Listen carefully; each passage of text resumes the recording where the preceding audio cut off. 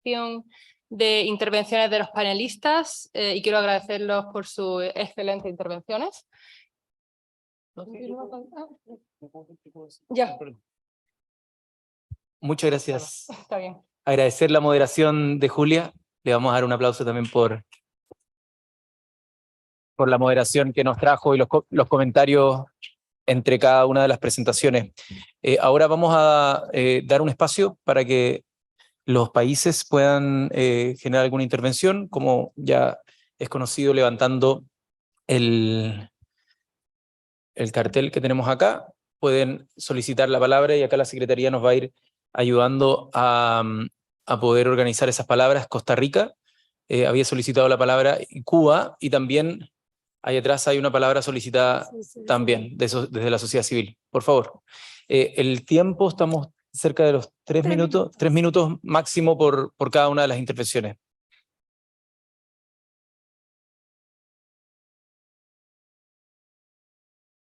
¿Sí puede prender? Ay, muchas gracias. Bueno, corre el cronómetro también. Hemos hablado de desarrollo social, hemos hablado de salud, hemos hablado de educación.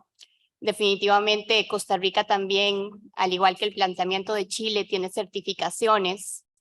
Tenemos violencia por discriminación de edad, al igual que el planteamiento que acaba de hacer en el panel Colombia. Tenemos definitivamente brechas estructurales, como acaba de presentar sociedad civil. Tal vez me voy a enfocar un poquito más en hablar de trabajo, de bienestar, trabajo, inclusión social, de ciencia, tecnología, a nivel de brecha digital, de seguridad ciudadana, de cultura, de obras públicas y transportes, en el marco de esta creación de entornos que propician el ejercicio de derechos. Las estrategias de creación de entornos que propician el ejercicio de derechos implican el abordaje interinstitucional e intersectorial en donde se trabajen integralmente las deficiencias de oferta pública. Cuando hablamos de oferta pública, ¿de qué hablamos? Hablamos de carencias en el sistema educativo. Hablamos de falta de fuentes de trabajo, de calidad de la infraestructura pública, de las casas de habitación, como elementos que contribuyen a la vulnerabilidad e inseguridad de las comunidades. Sin una estrategia de abordaje integral que ataque efectos y causas de la criminalidad sistemática en comunidades vulnerables, no se puede garantizar un descenso sostenido en la ocurrencia de delitos y en las tasas de homicidio, ni el ejercicio de derechos en un entorno seguro. La oferta de servicios estatales en las comunidades vulnerables no debe desarrollarse solamente a través de las fuerzas represivas policiales, sino basada en una estrategia preventiva intersectorial. En Costa Rica se ha apostado en la estrategia de generación de centros cívicos por la paz como un programa de contenido cultural orientado a la prevención del delito y la construcción de entornos seguros. Mis últimos 20 segundos. Es importante que los esfuerzos de los programas que son ejecutados o financiados por el Estado tengan un conocimiento base de los problemas que se perciben como prioritarios dentro de la comunidad y construya el contenido programático y la estrategia de implementación, tomando en cuenta estos elementos para asegurar el mayor impacto posible y el beneficio de todas las personas habitantes. Voy a cerrar, me voy a saltar una de las ideas. Particularmente, las personas adultas mayores poseen conocimientos valiosos que conforman la identidad cultural, gastronómica, artística de la comunidad. Perfectamente podría hablar a nivel de Costa Rica del gallo pinto de mi mamá o del ceviche de mi papá. Estos elementos pueden aprovecharse para crear oportunidades de trabajo, de generación de ingresos, de emprendedurismo, de empresariedad, en un ejercicio que además visibilice y conserve el acervo cultural local. Muchas gracias por el espacio. Muchas gracias a la delegada de Costa Rica. Vamos con el delegado de Cuba y luego con Sociedad Civil, que solicitó la palabra para luego seguir con Argentina. Sí, gracias, señor presidente. Bueno, primero reconocer la calidad de las exposiciones en temas tan trascendentales como este, e igualmente de la moderadora con sus comentarios atinados y oportunos. No voy a decir que voy a ser breve, porque cuando un latinoamericano dice voy a ser breve y un cubano, bueno, hay que pararlo, ¿no? Y no es el caso. Obviamente nada más quiero transmitir una idea y algo que hicimos. De todos estos temas acá me quiero referir al tema de los sistemas integrales de cuidado. Se ha dicho muchas veces, un tema vital para nuestros países, decisivo. Acabamos de ver la experiencia de Chile, pudiéramos ver también la experiencia de nuestro país, que no la voy a narrar, y es un proceso muy complejo, realmente muy complejo, y que tenemos que aprender, como dije el día antier, de entre todos. ¿Por qué? Porque otras experiencias no nos resultan muy viables o sostenibles en el caso de nuestros países, por lo menos ese es nuestro parecer.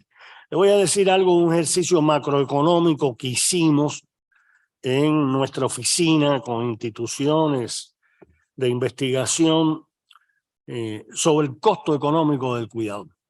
Es decir, en primer lugar hay una inequidad de género, son cuidadoras, ¿no? Eso está claro que es así, siempre inclusive la red familiar sacrifica a una mujer, aunque pueda ser una profesional de muy alto perfil y vuelo, pero es la que le toca cuidar por muchas razones que no es el caso de detallar acá y que creo que todos compartiremos y demás.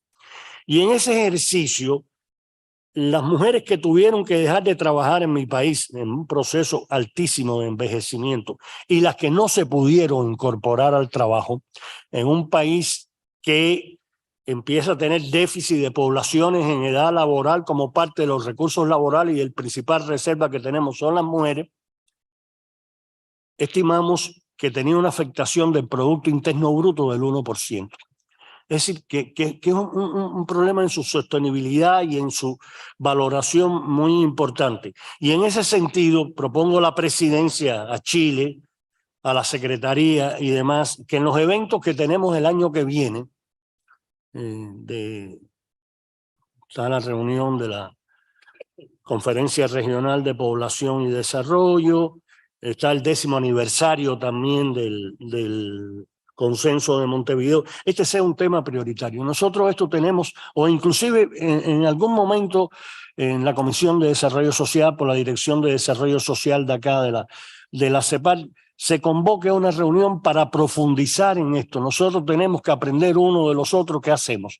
¿Qué hace Chile, que lo contó hace un rato de manera muy breve, y qué hacemos cada uno de nosotros? Es una idea que se me ocurrió a partir de todas estas intervenciones. Muchas gracias. Muchas gracias al delegado de Cuba. Sociedad civil, si se puede presentar para escuchar su intervención de 3 minutos. Good afternoon to everyone. My name is Jennifer Rose and I'm a gerontologist by Soy profession. gerontóloga de profesión y vengo de la República de Trinidad y Tobago. Y como ustedes saben, no tuvimos nuestra delegación como pretendíamos, pero soy la voz de mi país. Lo que yo serví 15 años en el gobierno, habiendo asistido a 3 conferencias previas sobre regionales, intergubernamentales, y yo hablaba de parte del gobierno. O sea, conozco la vida de ese lado, pero ahora al jubilarme no tengo opción sino mirarlo desde la perspectiva de curso, ciclo de vida. ¿Y qué es lo que estoy viendo? Que el envejecimiento ha pasado de ser un tema social, ahora es un tema económico, y donde se ha cambiado, donde nosotros, personas mayores, somos vistas como una carga y no como un recurso. Aquí, como abogada y lobista de mi grupo y siendo miembro del grupo, no solo tengo la ventaja de hablar del lado profesional, sino sobre la vasta experiencia vivida. Soy cliente, beneficiaria y todas las cosas que pasan entre medio. Y como resultado de lo que veo, lo que expuso el COVID, primero, la vulnerabilidad de los de 60 o más. Pero volviendo a la última mitad del 2021, hemos visto una a nivel, un alza de 20 a 49 a nivel de UCIs. Y esto venía de los epidemiólogos tratando de analizar las implicancias del COVID. Y 20 a 49 que comprendían una masa crítica, que estaban en lista de espera de la máquina de diálisis por insuficiencia renal. Eso es una crisis. Ahora voy a ser muy rápida por el tiempo. Ese mismo 20 a 49 es masa crítica de la fuerza laboral, y ese grupo va a generar los impuestos que van a ir al fondo consolidado para pagar pensiones. Ese equipo que se ocupó de 20 a 49. Ahora, las implicaciones psicosociales están considerando la enfermedad mental. Estoy hablando con ellos directamente, porque ahora la jubilación no tiene ni el espacio ni el tiempo, y mis colegas buscan ayuda, han estudiado profesiones en el lado de la oferta del mercado y no hay trabajo para ellos.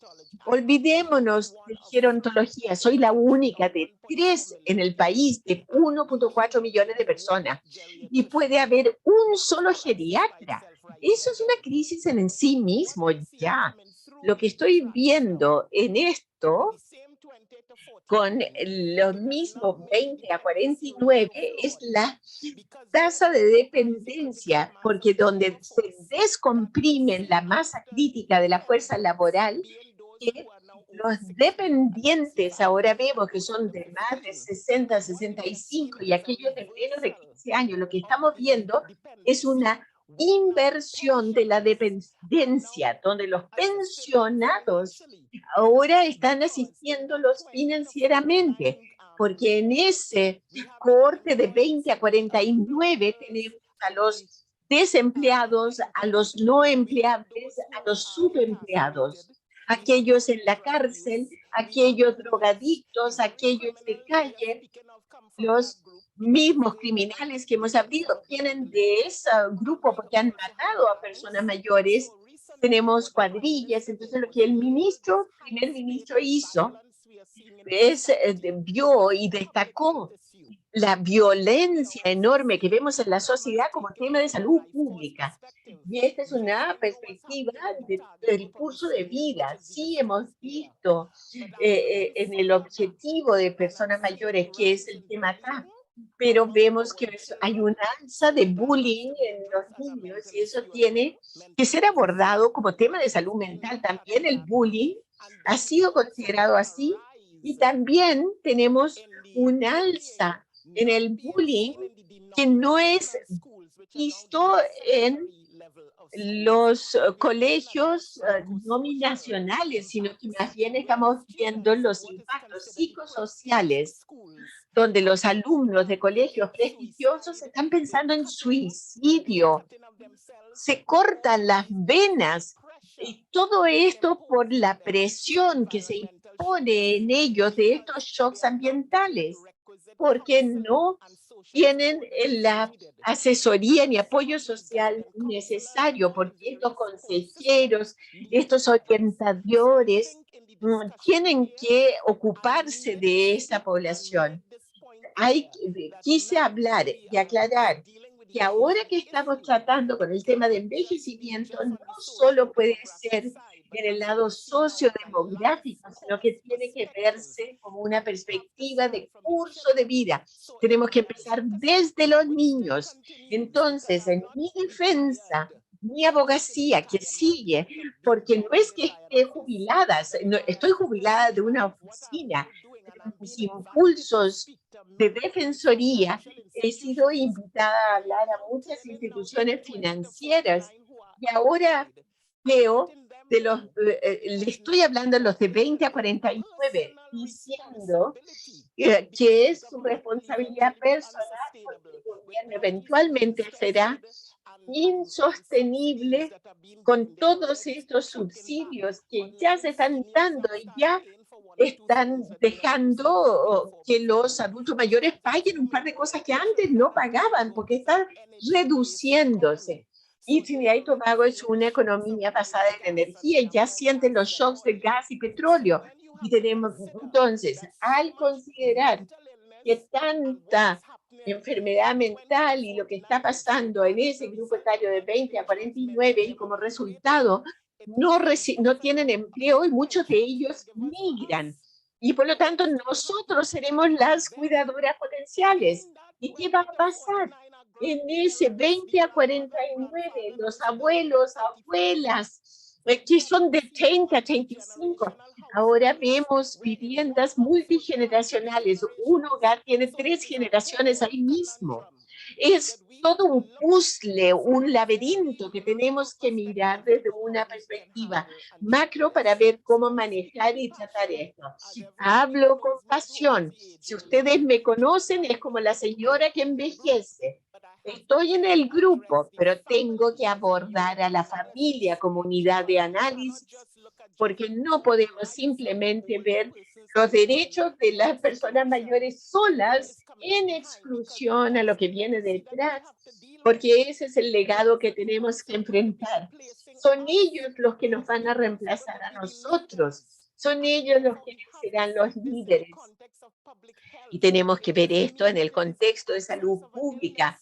No significa que haya ausencia de enfermedad, que no están bien y están pidiendo, gritando ayuda y vienen a las personas mayores que tienen la memoria institucional y aprendizaje experiencial. Solo lo hemos vivido, sabemos lo que necesitan, pero ahora la pregunta es mirar la flecha y ver todos los otros niveles. No es solo cuestión de dar más dinero o aumentar la pensión, no, es mucho más profundo que eso.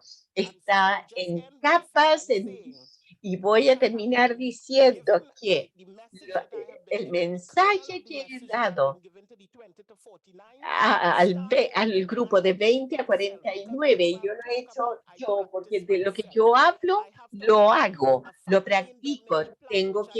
Tuve que abrir un plan para mi funeral. El COVID ha hecho que los servicios funerarios exploten y algunas familias ni siquiera pueden limpiar ni enterrar a sus difuntos.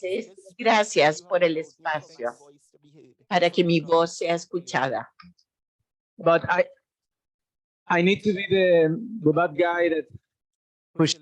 Yo tengo que ser el malo que presiona los límites del tiempo.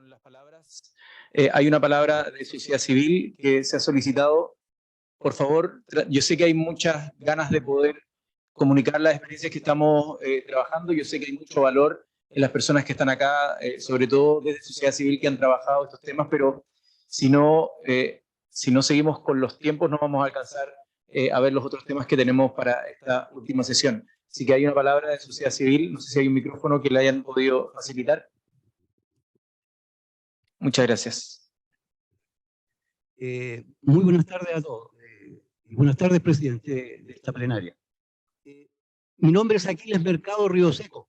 He viajado 1000 kilómetros desde Osorno y en mi condición de presidente del Círculo de Exfuncionarios de LANChile, fundador de la Asociación por la Defensa de los Fondos Previsionales y la Seguridad Social e integrante de la Mesa Coordinadora Nacional, ¿cierto?, de Adultos Mayores que preside, digamos, nuestro gran y querido amigo Jorge Campos. Quiero plantearle una cosa como presidente de esta plenaria, integrante del gobierno, flamante ministro de Desarrollo Social, y creo que va a ser presidente de la República incluso. Lo siguiente, nosotros venimos acá con la mejor intención. Vemos también en ustedes las mejores intenciones respecto de todo aquello que se está plasmando en distintos documentos muy bonitos, digamos, los libros, ¿cierto? Muy buen papel, qué sé yo, pero en la práctica, cuando uno sale a la calle, a la realidad, y esto se lo digo con hechos concretos, nosotros los adultos mayores, que somos un universo que ya vamos casi a los 4 millones, ¿cierto?, de personas, más del 20% de la población de nuestro país. Y resulta que en la realidad uno ve esto acá, en foros internacionales, pero ¿qué ocurre?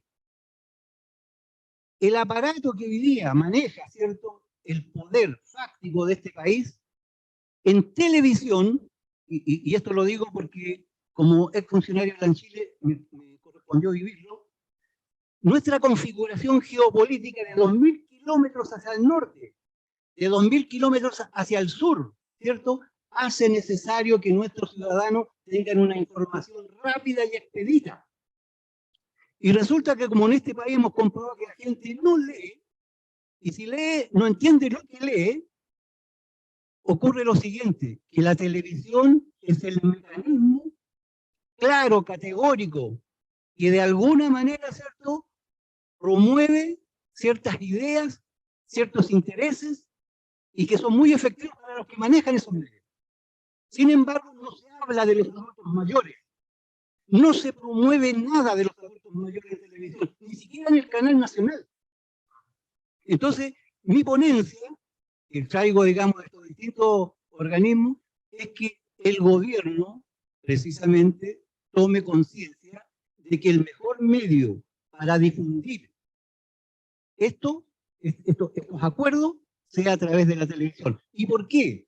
Porque nuestra institucionalidad, a través de la ley, ¿cierto?, del Consejo Nacional de Televisión, la ley 18.388 en su artículo 12, ¿cierto?, letra B, dice que el Consejo Nacional de Televisión está facultado para auspiciar, promover y financiar programas de alto nivel cultural e interés nacional, regional, local y comunitario, con un sentido educativo.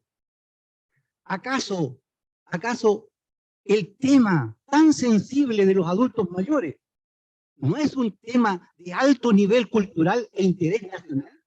Yo creo que sí, y el gobierno también tiene que entender lo que es así, y no tan solo para nosotros, yo creo que para todos los países aquí presentes. La televisión hoy día es el mejor medio para promover todo tipo de beneficios, y sobre todo de nuestro sector, que es un sector altamente sensible. Y se lo pedimos, ministro, perdón, presidente, ya lo bajé, presidente, creo que esto se debe llevar a cabo, ¿cierto?, en forma consensuada, con los afectados que somos nosotros. Porque uno ve un desfile de políticos, ¿cierto?, en los matinales televisivos, ve un desfile de empresarios, ¿cierto?, que naturalmente defienden sus intereses, ve a la asociación de dueños de AFP, entre comillas, porque los dueños somos nosotros de los fondos. O sea, nosotros somos los grandes inversionistas a nivel latinoamericano aquí en este país. Entonces, también le hablo en ese sentido. Nosotros tenemos derecho. Es decir, cuando yo formé la Asociación por la Defensa de los Fondos Previsionales,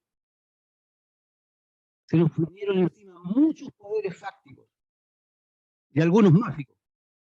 ¿Y qué ocurre?